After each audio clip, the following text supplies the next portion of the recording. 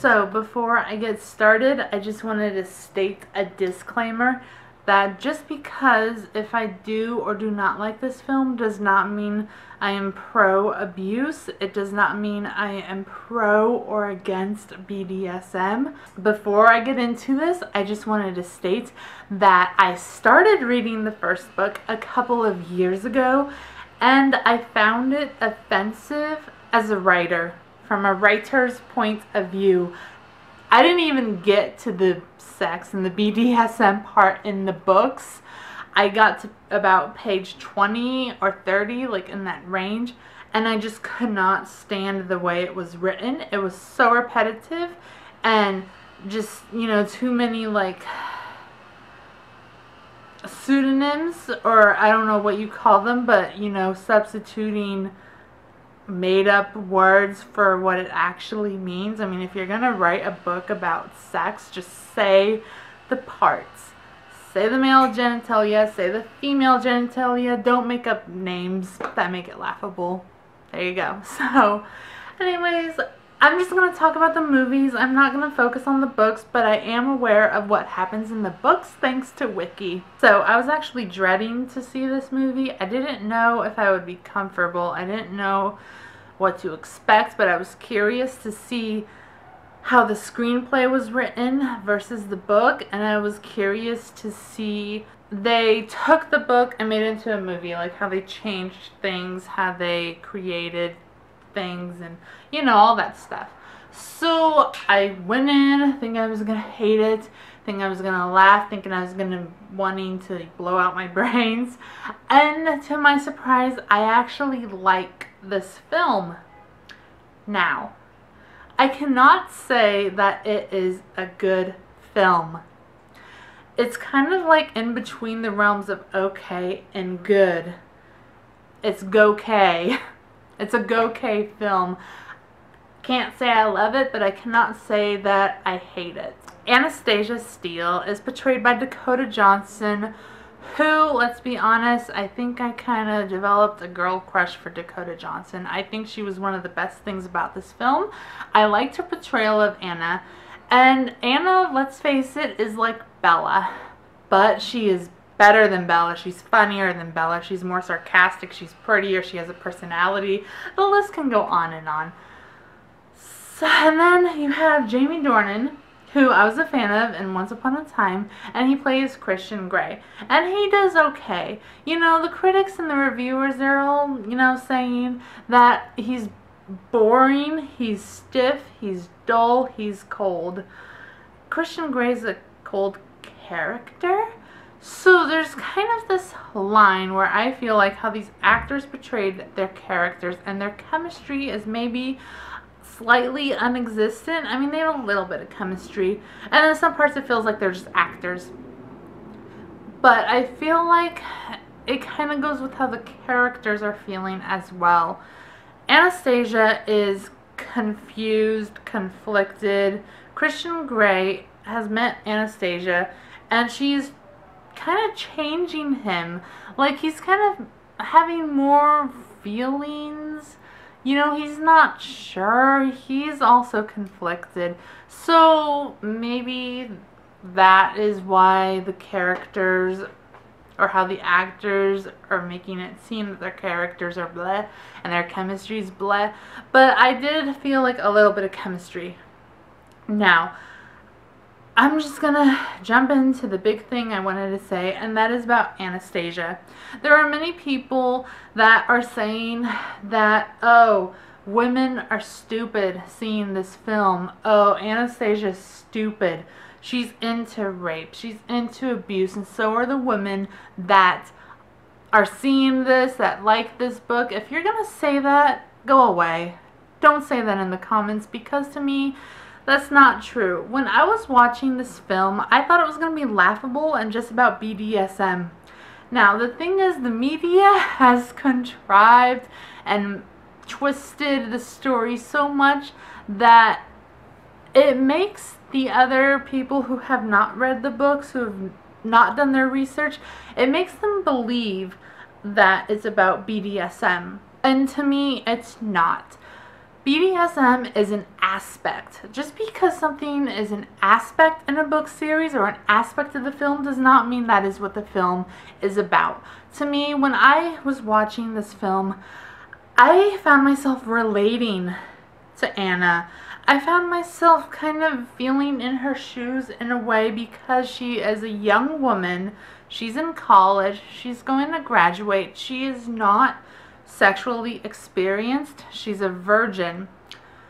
And, you know, the thing is, when you get into a relationship, and if the guy is more experienced or knows what he likes when it comes to sex, and if you trust and love him, then you're going to trust and love the guy and his opinions and probably try what he is familiar with, simply because you're not, you know, the virgin. Anna is not experienced. So she doesn't know what she wants. She doesn't know what she likes. She doesn't know what she likes. She does not know what she does not like. And the thing is, you do not know until you try, especially when it comes to sexual relations. So I found myself feeling for Anna, watching her, because she is kind of stuck. She got herself stuck with the wrong guy and into a manipulative relationship. And yes, to me, he is very manipulated to her. How can you say it's not when he is pressuring her to sign the contract, pressuring her to look things up, giving her a computer, an Apple MacBook? What college student is not going to take a free MacBook? And that's pressure. And, you know, new car, he offers the dates, he offers things she wants. So it's kind of making her feel almost obligated or wanting to please him as well, because she is attracted to him, she does like him, and she cares about him. The thing is, she never signs the contract. She is very aware, though, of what's going on, and he always asks her, I don't know if this is the way it is in the books. I'm not talking about the books, I'm talking about the movie. But he always asks her if she is sure about this, if she wants to do this. You can leave anytime you want. You have to say stop, yellow or red. And then he does. So they're consensual adults. She's in her mid-20s, and I don't know how old he is. I guess he's in his 30s or his late 20s. But they're consenting. There's never a time when she's, you know, drugged or drunk or anything when they do what they're gonna do. There is a scene, though, where she is drunk and he calls him, and that scene was actually really funny. And then the next morning, it is led to believe that he did undress her to put a shirt on over her. But I mean, she threw up over her clothes. Maybe I would be thanking the guy, and a girl would do the same thing if her friend, you know, was drunk and she threw up in her clothes. I would think my friends, my roommate, my sister would at least put me in a clean shirt or something like that, so I don't have like vomit stuck on me or whatever. So there you go. If it was a girl who did it, it would have been okay. What I did not like about this film, or what I felt the film could have improved on, the dialogue. I don't care if the dialogue matches the book or not. As a writer, we are taught that if you can say everything in one word, do that. One word is subtext. So much subtext. Audience can pick up on subtext so easily, especially when we already know these characters and what's going to happen. We can pick up on subtext. So for both of the characters, every character, actually, they would say one word and be like, oh, that's really deep, that's profound, she means this, blah, blah, blah, that's good. It sums it up in one word. But then it's like the screenwriter or the author put on 6 more words after that one word that explained everything. So it was kind of like, no, Drop those 6 words and it would have been better, at least dialogue-wise. The scenes. I did feel like some scenes dragged on. I was getting a little bored in the beginning because, I mean, let's be honest. When you're gonna see a movie about sex and that's really kind of like talked about the sex scenes, that's what you're waiting for. I don't know if this is accurate or not, but it felt like 30 to 40 minutes of this going back and forth before they actually had sex, before they did anything. But, I mean, I was interested in these characters. I actually am interested in the characters, and this is why I was wanting to kind of, you know, to look into the series, to see the movie, is because I felt like it was an interesting concept. It's an interesting premise. As a writer, it is really hard to find different ideas to write about that have not been done before. So it's kind of like when an author or screenwriter, they touch on a topic that's gonna be like hate upon and bash upon. It's kind of like, congratulations, thank you for being brave and putting something else out there, even though it's very controversial. Writers, I mean, I want to make something controversial so it's talked about. I mean, yeah, this movie is getting dumped on like a lot, but at least it's getting talked about and it's making its budget back, unlike Jupiter Ascending that spent $176 million and only made like 18 million opening weekend in the US. That's a fail to me. I mean, whether you hate 50 Shades or you love it, it's making its money and it's being talked about. So whatever, if you don't like it, don't watch it. But don't like say your opinion about it when you haven't done your proper research. Make sure you're researched and you know what you're talking about before you send in your hate, because if you hate the film but you've seen the film, at least you can point out things you hate about it. So the things I did like about this movie was Dakota Johnson as Anastasia. The way the film was shot, I thought it was elegant. I thought it was classy, especially for what they were given with the subject, you know, matter and the script wise. Yeah. Quite a few plot holes a little bit in the script. I felt like in the beginning you kind of didn't know what day it was. You didn't know when it started, when it ended. You kind of lost your sense of time. And there were some other issues about the script that I had, but I can't exactly pinpoint what they were, but the pacing felt off. Okay, what I liked about this film, other than the things I already stated, was the soundtrack.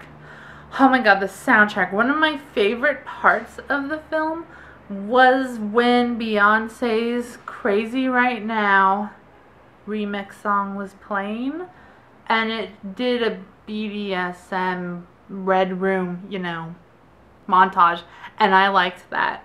I thought it was tastefully handled with what they were given. The thing is, I feel like if this wasn't a franchise, if it was just one single movie by itself that stood alone and showed a woman being stuck in a manipulative relationship and she's able to break out of that and she was free and, you know, blah blah, and ended the way it ended and there was no more movies or books to come after, that would have been good. I think it would have made an okay movie turn into a good movie. Maybe great, I don't know.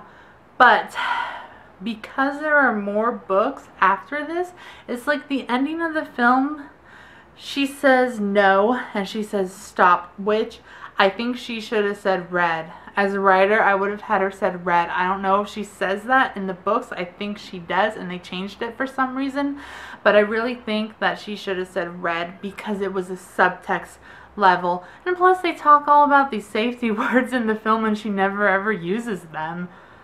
So it would have been nice if she said red instead of stop. Now, if the movie just ended like that, which it did, and there was no more to follow, I would have been happier with that because it says that this young woman broke away and it's inspirational, especially to these people in real life, in RL, where men and women are stuck in abusive relationships and they don't know what to do. And I felt like this movie could have been encouraging to that person and to find the courage within themselves to break away from an abusive relationship. But then there are books and now movies of her going back.